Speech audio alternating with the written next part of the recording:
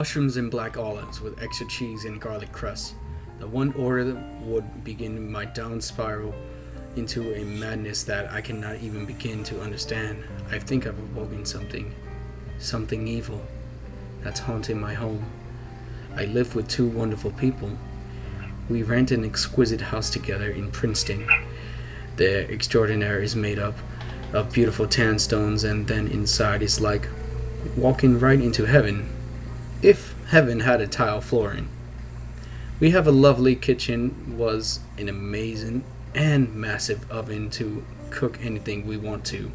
I absolutely adore this house. My roommates are pretty great too. There's Mando, the football fanatic and strength of a bear, and Enos, who might be a little out of there mentally, but deep down has a heart of gold.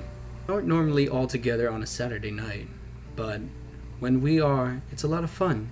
Video game marathons, beer, and of course, pizza. You can never have a party without pizza, right? A couple of days ago, just over this weekend, we all decided to go ahead and order a pizza. I'm still paying the consequences for this decision. I wanted to order our usual Papa John's, but Enos insisted. In fact, he practically begged that we get something else. I told him that Domino's and Pizza Hut were also options, and he looked at me with a blank expression.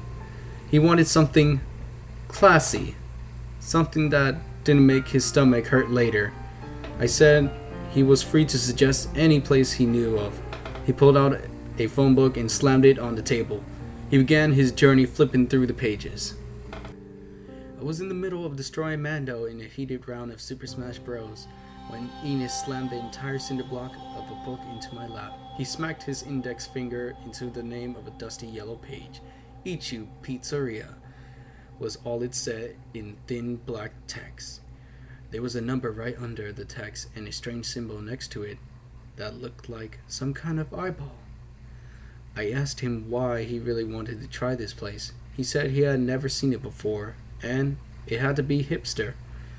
I rolled my eyes and asked what pizza the guys wanted, and as I dialed the number, they wanted the same pizza we get every time.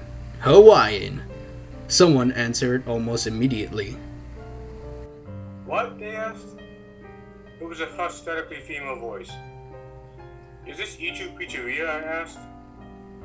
What? She asked again. Ichu Pizzeria, I repeated. You get mushrooms and black olive, extra cheese, and garlic crust, she asked. She said. Actually, I was hoping for ham and pin. You get what we tell you to get, she said.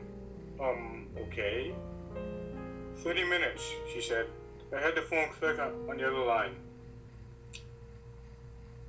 I explained what happened to the guys and how we were forced to get mushrooms and olive. They didn't seem to care at all. We continued playing video games, but every 10 minutes I'd get a call. Hello, I said. 20 minutes. She said the first time. The second time she said 10. Then we heard a knocking at the door. I was the one who went there to answer it. While Mando and Enos stayed glued to the games. I opened the door to see a short boy, no more than 10 or 11 years old. At the door holding our pizza, he had an extremely pale face, black eyes, and the creepiest, most forced smile I've ever seen. He just handed it to me. Thank you. Do you need to sign anything? I asked. Well, it said, but asked. Tip. He held out his hand. Oh shit, I reached into my back pocket. I won't have any cash. Sorry, buddy. I slammed the door in his face. I felt bad about doing that, but I didn't believe in tipping. I'm already paying for pizza. I gotta pay some driver too. No way. I opened the box, and it smelled like rotten eggs and dead chickens. Oh dear Lord, man, Mondo said across the room. Enos, was that you? It's a pizza. It's a fucking pizza, I said. I slid into the garbage can. No way we're eating that. Papa John's then? Enos asked. Yeah, Papa John's. And I'll answer the door this time. Mondo said, I don't want you sniffing another poor delivery boy. Or whatever, Mondo. You don't deserve the money and you know it. I said. You just shook his head. I went to bed that night, tired and ready to hit the bed. I connected my phone to my charger and rested it on the nightstand next to my bed. I closed my eyes and started thinking of good things. When my ringtone blasted off, I groaned and grabbed the phone and I answered it. You tip now. It was the lady from the Ichu Pizzeria. Oh, look, lady. I don't know where you're from, but tipping is optional here in the United States, I said. Either way, you pay, she said. She hung up. I brushed it off and went back to sleep. When I woke up the next morning, I rushed down the stairs to begin our morning video game session, but Mondo and Ines weren't downstairs there. Typically of Ines to sleep in late, but Mondo was always up at the crack of dawn. He was raised in a military family. I ran back upstairs to go wake him up, but when I burst into his room, he was gone. Everything was neat and tidy. His bed was made. I just figured he had an errand to run that morning.